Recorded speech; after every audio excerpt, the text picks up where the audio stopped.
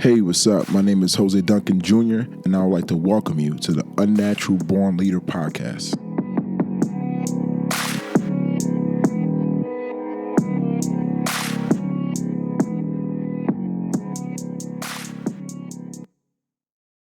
Episode 33 of the Unnatural Born Leader podcast.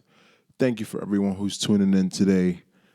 I know I've been away for a while now, and I'm here to apologize. Hope you guys accepted that apology. I guess I did it in a moment of silence. But for real, to keep it real with you guys, it's been a crazy, set of weeks. Been trying to lock in on the book and work on the book and really fine tune and make some changes to that has been my goal in the last few weeks. And it's been definitely tougher than I originally planned for this to be, but I actually had no plan for writing the book. So I cannot say that I wasn't prepared for this. I just didn't know. And we all can relate to those experiences where we just don't know enough to be prepared. And that's what's happened to me with this book. And while it's been a bit stressful, it's also been very rewarding to know that this is difficult. I have a saying that I can do hard things. And when I realize that things are hard, I know that this is important, that it's happening to me. When something's difficult, it's telling me something that it shouldn't be easy and shouldn't be a walk in the park, and it's something that comes out on the other side of this that you will like. So that's how I interpret things that come to me as obstacles or just difficulty in nature. But I've been working, and then this episode is going to be about locking in, and just from reflecting on being locked in for the last 2 weeks, I wanted to talk about the importance of locking in. It will not be a long episode. I just want to talk to you guys more about just locking in and knowing when it's time. I can't emphasize that enough. Knowing when it's time. As leaders, it's important that we recognize when it's time to lock in, to change directions, to do things differently, to pivot from one thing to another, or is when it's time to double down on discipline or find that unlimited motivation. We have to know that as individuals, but more and more as leaders. It's almost vital as a leader who wants to lead others at some point that we find ways to lead ourselves through some of the shittier, most difficult in times, right? So it's been rewarding last couple of weeks, but let me tell you how I was able to lock in. So playing football for so many years, since I was 7, 8 years old, and up until playing it up to 24 years old, one thing that has always stuck with me is the periodization of the year.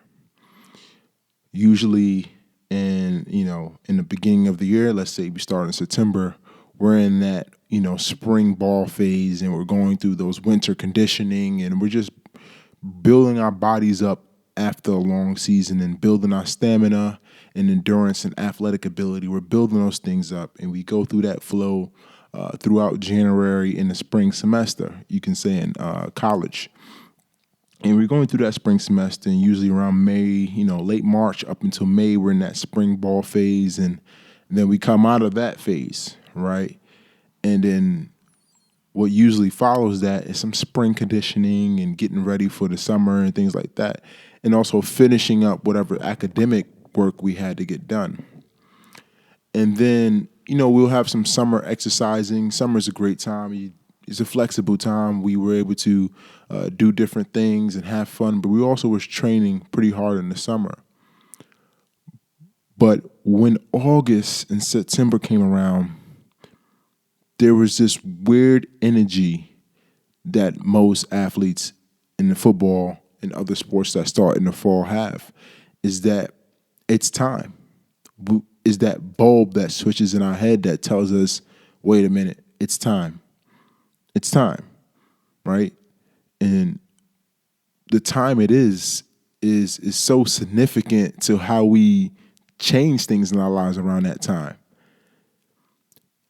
It was an indication that it was time to lock the fuck in. Excuse my language, but it's that serious. And what it meant was we had to limit distractions. We had to step away from the things that was taking our time that we didn't need.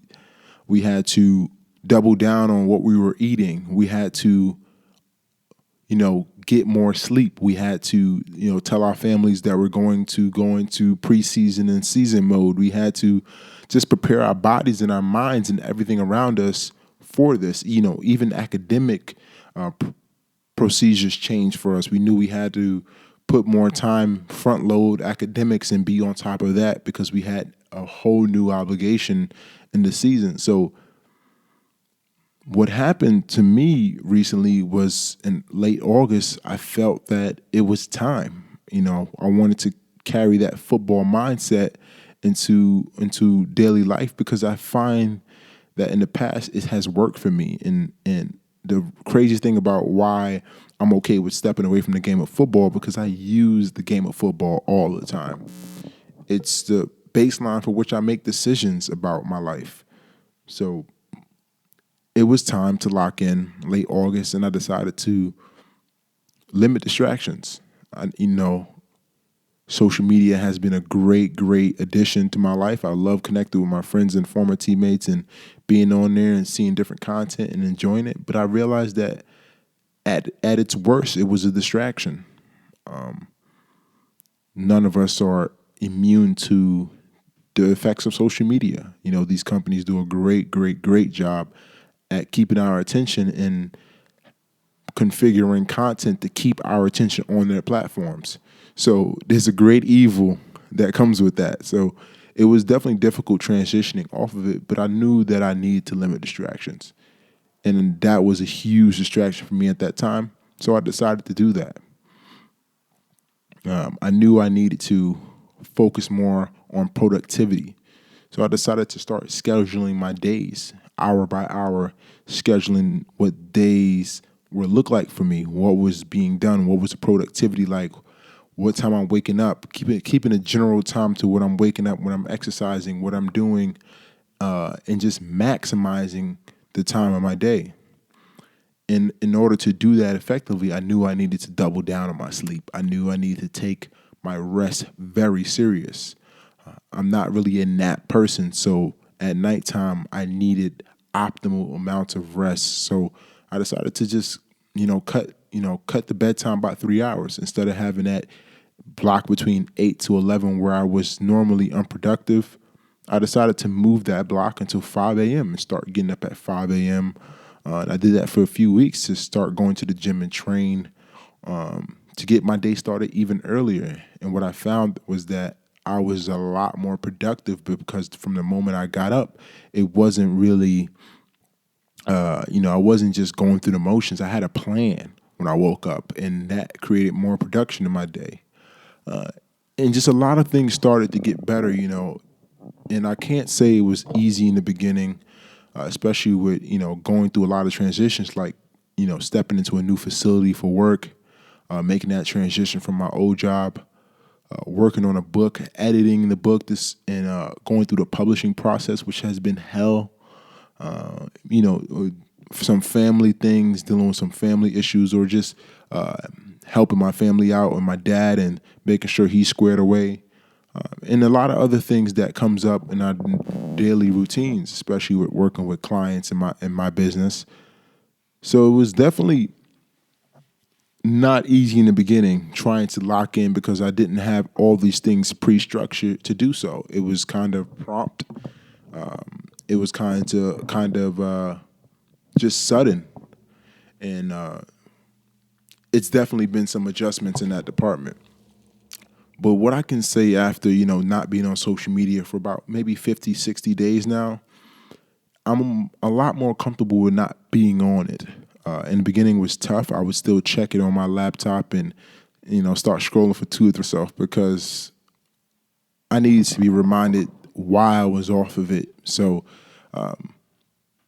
just to tell you that it wasn't easy, and that's something that I want to emphasize is that when we're making those adjustments, especially for the betterment of our productivity and our mental peace, it's not going to be easy, and it's not supposed to be, right? So locking in, locking in means a lot of things, and when you're trying to get locked in, you don't need to be the extreme introvert that I become.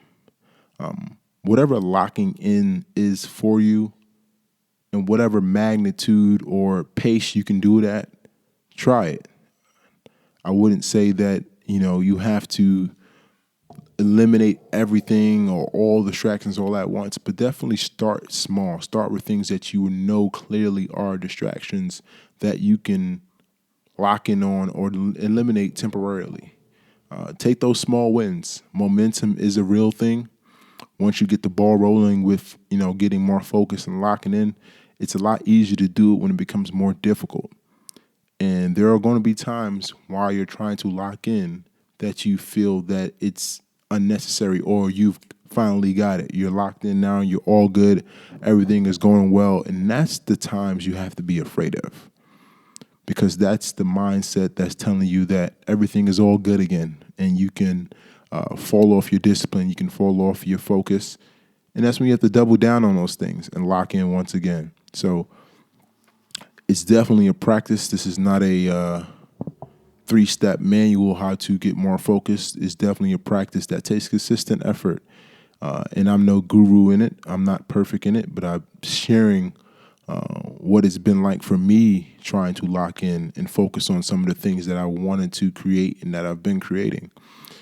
And that's why I've been away for so long. And it's, as much as I love talking about leadership and self-development, I had to go self-develop. And every leader, every person faced that time where they are able to share so much or give so much to other people, but at some point they got to double down on themselves so they can continue to give later on. And that period of them working on themselves is temporary. And it's a short period of time when we talk about the macro of helping people. So there it is, short and sweet. Just lock in, guys, and find ways to lock in. Try things. But you're not going to lock in until you realize that you need to.